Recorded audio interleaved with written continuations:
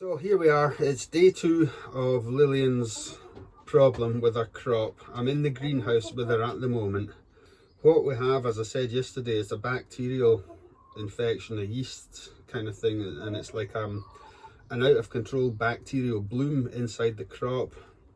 They reckon it can be caused by mouldy food or well, any number of things, but what actually happens is the crop stops working and it swells up so that she can't digest her food, and it feels very squidgy, soft, full of liquids, and there's also a foul smell that comes from her, and when you regurgitate the liquid, you've got to help her try to get rid of it, because they don't have the hens don't have the same vomiting mechanism that humans have got by kind of involuntary muscular contraction to forcibly expel anything nasty. You have to help them do it.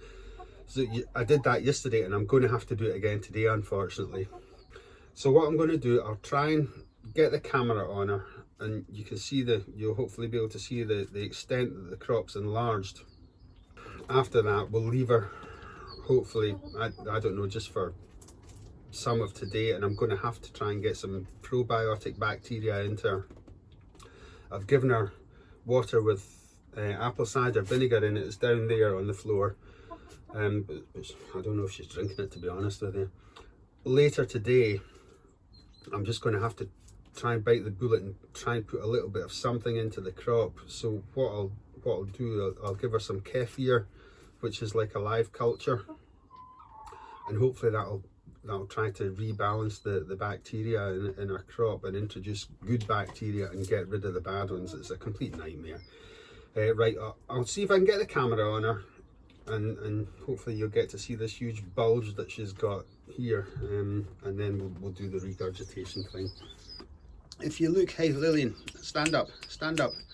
You can't really see her, she's down crouched, but you see down there, see that bulge there? That's not the way it should be. It should be just like a normal looking hen breast, if you like, but it's bulging away out. Do you see that there? So what I'm going to have to do is grab her, and I'm going to have to kind of press gently against this, tipping her upside down so that she doesn't breathe any of the stuff in. Press against the crop and hopefully regurgitate some of that nasty liquid in there. And once that's done, well, I'll leave her for a few hours again, and then we'll maybe try and give her some yogurt or something like that.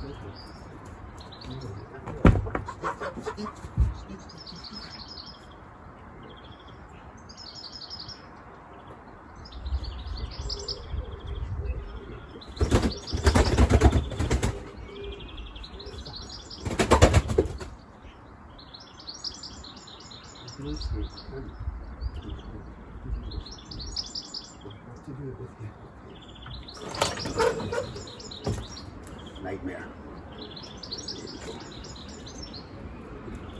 Come on.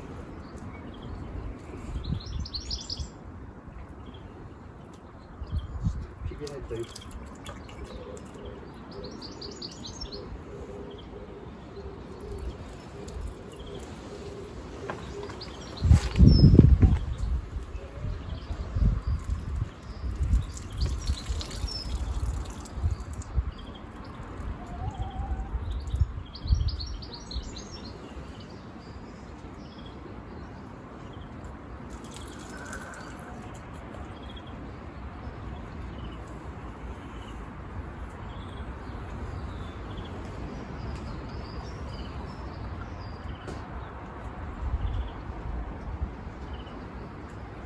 Feel better?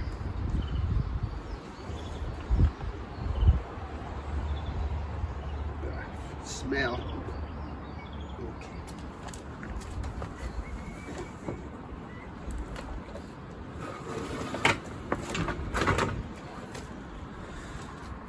Here we are back in the greenhouse. We'll see if our crop's gone down any.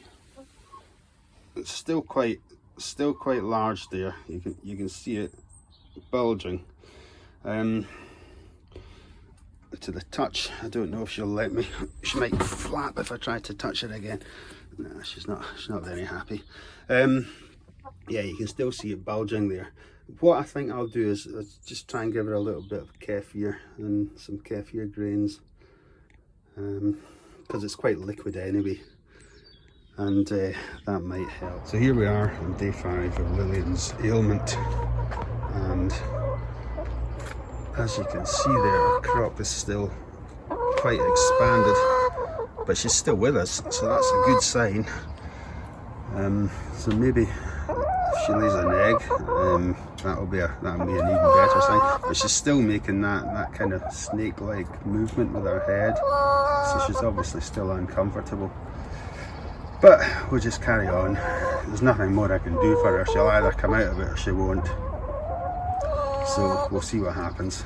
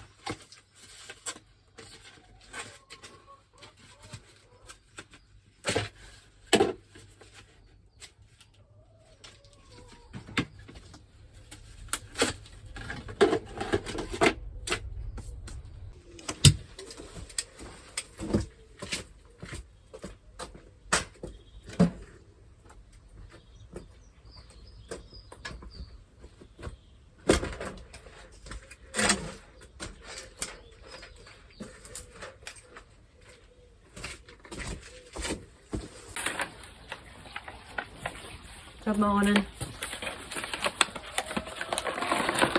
Today I'm going to put my ochre tubers into pots. They've started to sprout and it's quite early for them, but they're going to stay in the greenhouse, so they'll be fine. I'll show you. So that's just the little tubers that we dug up last year.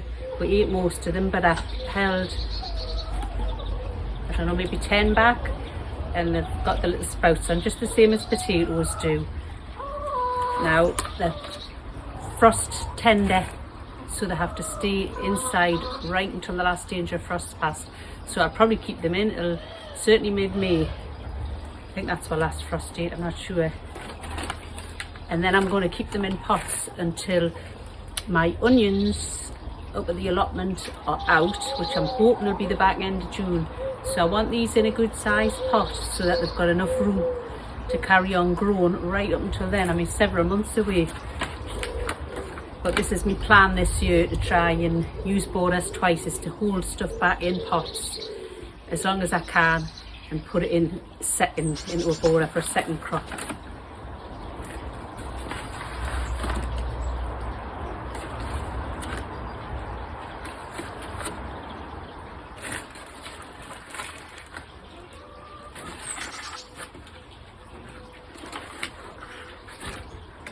Two, 4, 6, 8, 10, 11. I've got 11.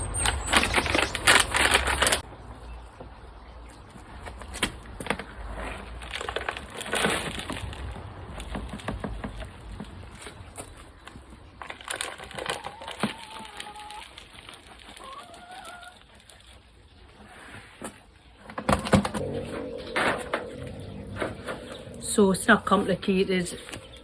Any tuber is the same, or a little bulb. Just get it, put it about that deep. I'm just going to push them right in there. I haven't got me pots. This one's alright, but some of the pots aren't quite as big as I would like them to be.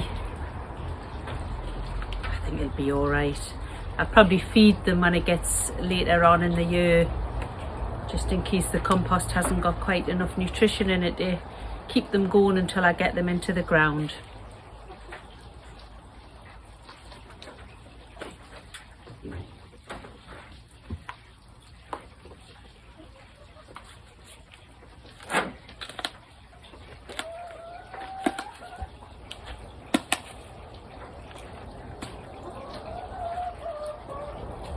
And my little potting table's coming in really handy already. It's great.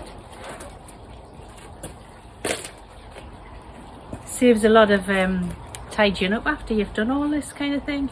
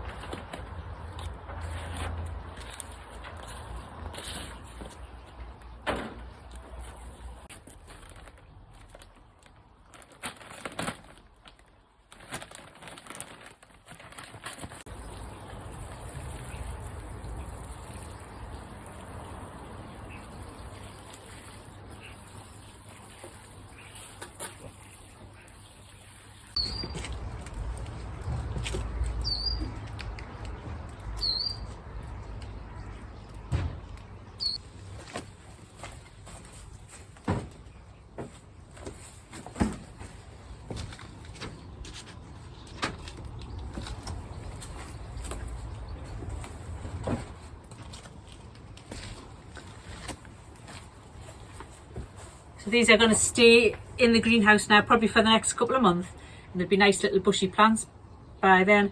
And the nice thing about these is they're actually quite attractive plants as well, which usually, well, quite often you don't find with vegetables, but these are in the oxalis family, I think, and they're like almost like a clovery kind of leaf, which is also edible, so they say, but I have tried it and it was a bit bitter.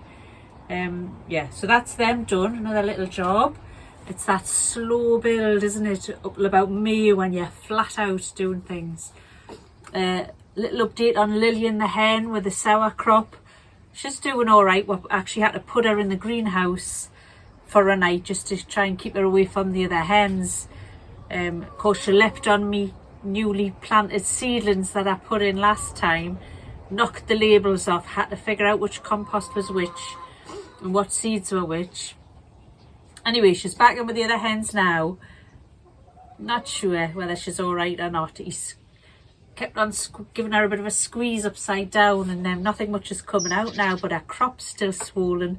She didn't eat her tea last night, but she seems quite happy pecking round. I'm just looking at her there through the glass. She seems happy enough, so fingers crossed she's going to be all right. If she dies, well, we're going to replace her with 3 more. Kenny's very sentimental about them. I think I'm a bit more of a farmer at heart, and I'm trying not to get too attached. Anyway, thank you for joining me on this quiet little Sunday's romp amongst the ochre, doing my little bits and bobs. Hope you enjoyed the video. Catch you in the next one. Bye for now.